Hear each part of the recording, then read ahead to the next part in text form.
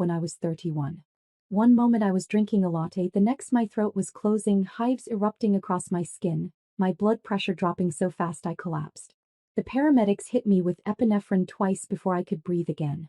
Idiopathic anaphylaxis, the allergist said after weeks of testing. Your immune system is attacking you randomly. We can't identify a specific trigger. Over 6 months, I had 12 more episodes. At work, at home, in my car.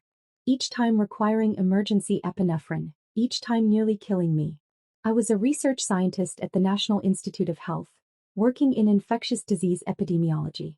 The random attacks made it impossible to work in the lab. Dr. Alan Chin, an immunologist at Johns Hopkins, took my case. After extensive genetic testing and immune panels, he found it. Hereditary alpha-tryptophanemia syndrome, HATS, he said, showing me the genetic results. It's a rare genetic condition causing elevated mast cells. Your body is producing too much tryptase, triggering severe allergic reactions to seemingly random stimuli. Without aggressive treatment and environmental controls, you're at constant risk of fatal anaphylaxis. The treatment plan was complex.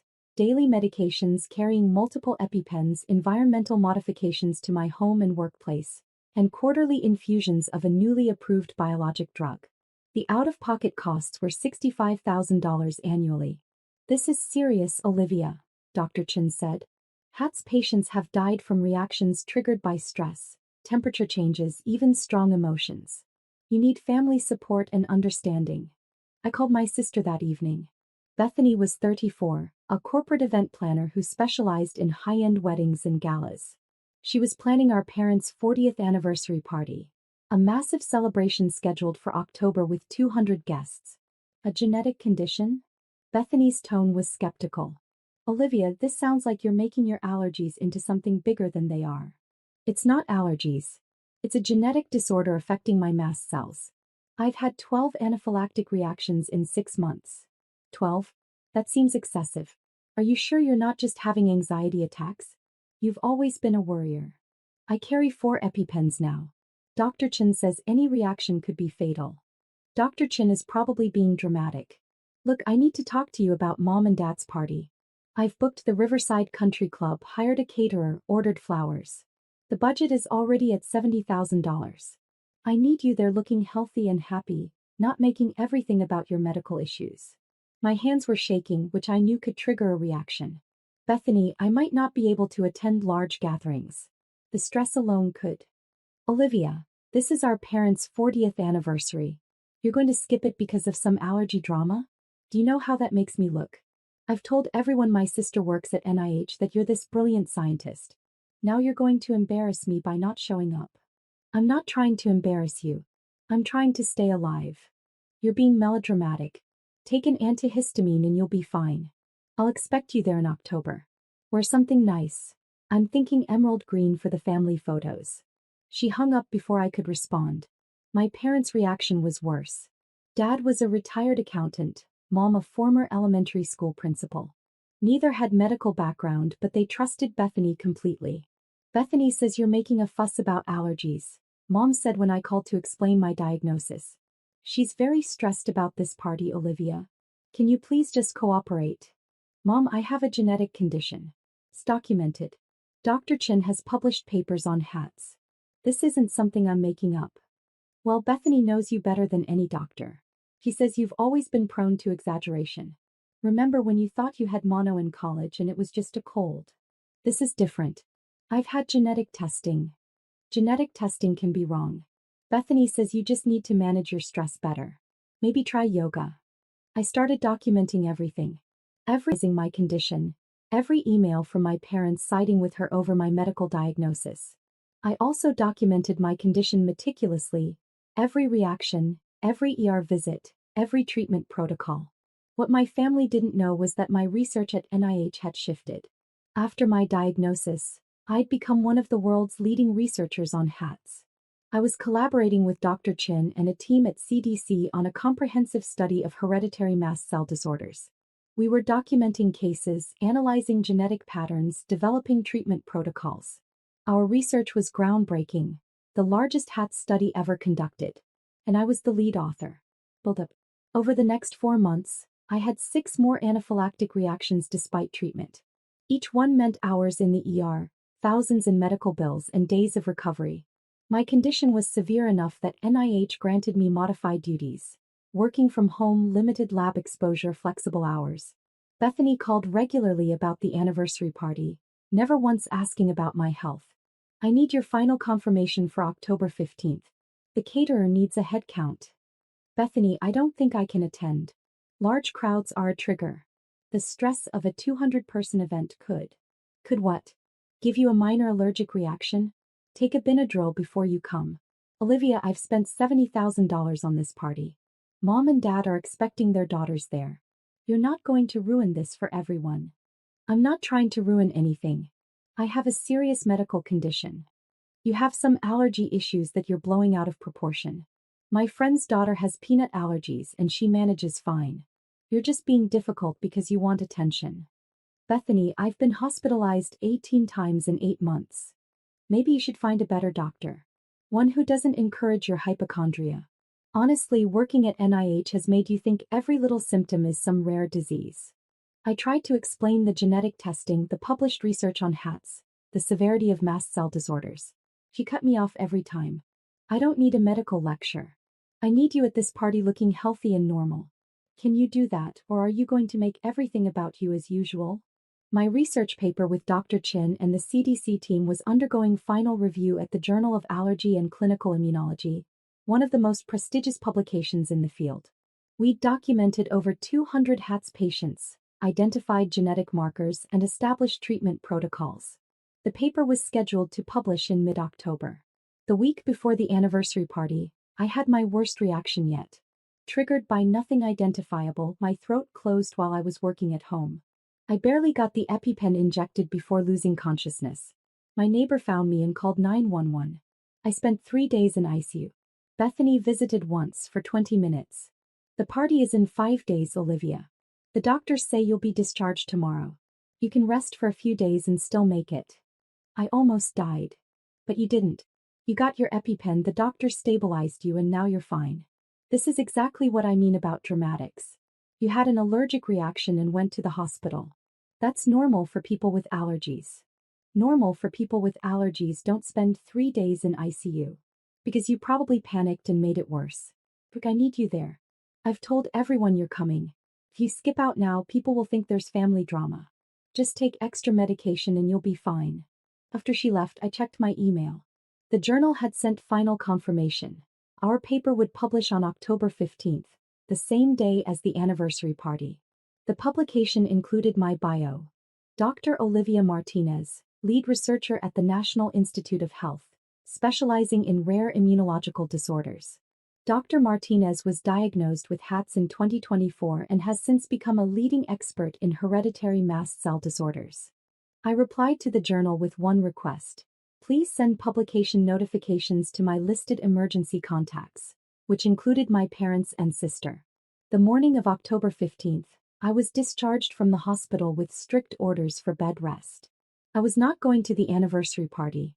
I texted Bethany, I'm sorry but I can't attend.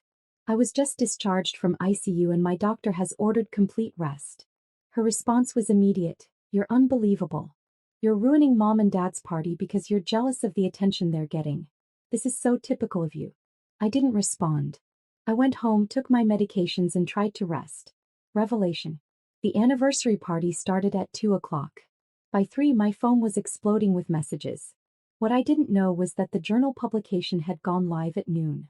The automated notification system had sent alerts to all listed emergency contacts, including detailed information about the research and my role as lead author.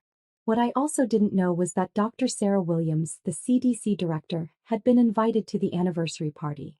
She was my father's former colleague's daughter. They'd stayed friends over the years. Dad had invited her as a courtesy, knowing she worked in public health. Dr. Williams had received the journal publication that morning. She'd read it immediately, recognizing the significance of the research. Bethany was giving a toast when Dr. Williams stood up. Excuse me, I'm sorry to interrupt, Dr. Williams said, but I need to address something that was just brought to my attention. Bethany looked annoyed. We're in the middle of toasts. This will only take a moment. Dr. Williams pulled out her phone. I received a notification this morning about a groundbreaking publication in the Journal of Allergy and Clinical Immunology. The lead author is Dr. Olivia Martinez, your daughter. My parents looked confused. Olivia works at NIH, but she's not a doctor, Dad said. She has a PhD in epidemiology and immunology, Dr. Williams corrected. And she's just published the most comprehensive study on hereditary alpha tryptophanemia syndrome ever conducted. 200 patients, genetic analysis, treatment protocols. This paper will change how we diagnose and treat rare mast cell disorders. The room went quiet. I don't understand, Mom said. Olivia has allergies.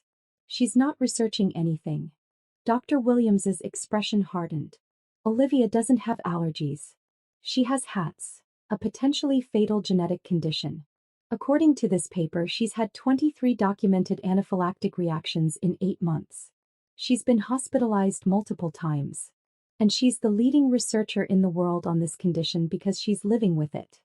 Bethany's face went pale. That can't be right. Olivia has been exaggerating some minor allergy issues. Minor. Dr. Williams pulled up something on her phone. I'm looking at the case studies in this paper. Patient 1A is your sister. She's had multiple near-fatal reactions. The paper documents her ICU admission from last week, the one she nearly died from. She was in the hospital for 3 days, Bethany said defensively. She's fine now. She's alive now. There's a difference. Dr. Williams turned to address the room. Hereditary alpha tryptophanemia syndrome has a mortality rate of 12% within 5 years of diagnosis without proper treatment. It's not allergies. It's a genetic disorder that causes random, severe anaphylactic reactions that can be triggered by stress, temperature changes, or nothing at all. My parents looked at each other, then at Bethany. Where is Olivia? Dad asked quietly. She refused to come, Bethany said. She said she was too sick, but I think she just wanted to make this about her. She was discharged from ICU this morning, Dr. Williams interrupted. According to the journal's contributor notes, she completed final edits on this paper from her hospital bed. She's literally been conducting groundbreaking medical research while experiencing the condition she's researching. Dr. Williams looked at Bethany. You told people she was exaggerating minor allergies? She never explained it was this serious. According to the acknowledgments section of her paper, she thanks her research team and medical providers for their support, in the absence of family understanding. That's a pretty clear statement. One of the guests, a doctor, stood up. I just pulled up the paper. This is incredible work. Dr. Martinez has identified genetic markers that could help diagnose HATS earlier. This will save lives. Another guest checked her phone. The CDC just tweeted about this publication. They're calling it a landmark study in rare disease research. Bethany sat down heavily. Mom started crying. Dad pulled out his phone and called me. I didn't answer. Dr. Williams wasn't finished. I need to say something else. I'm the CDC director. I oversee public health research and funding. This study is exactly the kind of work we prioritize. Rare disease research conducted by scientists with lived experience. Dr. Martinez will likely be invited to present this research at national conferences. She may receive federal grants to continue this work. She looked directly at my parents. Your daughter is a leading expert in a rare, potentially fatal condition that she's personally surviving.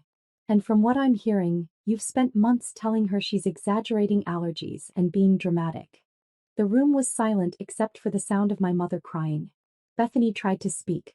I didn't know, she never said. She told you she had a genetic condition, Dr. Williams said quietly. She told you she'd been hospitalized repeatedly. She told you she might not survive large gatherings. You told her to take a Benadryl and stop being dramatic. Resolution. The party effectively ended after Dr. Williams's revelation. Guests spent the rest of the event reading the journal publication, discussing the research implications and asking my parents about my condition. Several doctors in attendance expressed shock that the family had dismissed such a serious diagnosis. My parents called repeatedly that evening. I finally answered around 8. Olivia, we had no idea, Mom said, her voice thick from crying. Dr. Williams showed us your paper. Why didn't you tell us how serious this was? I did tell you. Multiple times. You told me I was being dramatic. Bethany said you were exaggerating. Bethany isn't a doctor. Dr. Chen is. He diagnosed me. He co-authored this paper with me. You chose to believe Bethany over documented medical evidence. We're so sorry. Can we come see you? No. I'm on bed rest. Doctor's orders. Dad got on the phone. Olivia, Dr. Williams says you're doing groundbreaking research. We had no idea you were so accomplished. I've worked at NIH for 6 years. You've never asked about my research. We thought you just worked in a lab. I do work in a lab. I'm a lead researcher in infectious disease and now in immunology. This paper has 200 patients because I spent 8 months building a research cohort while experiencing the condition myself. I was working while you told me I was making up symptoms. Bethany sent a long text that night. I'm so sorry. I had no idea it was this serious. I thought you were just having anxiety about the party. Can we talk? I didn't respond. The journal publication went viral in medical communities. Within a week, I received interview requests from medical news outlets, invitations to present at 3 conferences, and preliminary interest from the NIH Director's Office about expanded research funding. Dr. Williams called personally.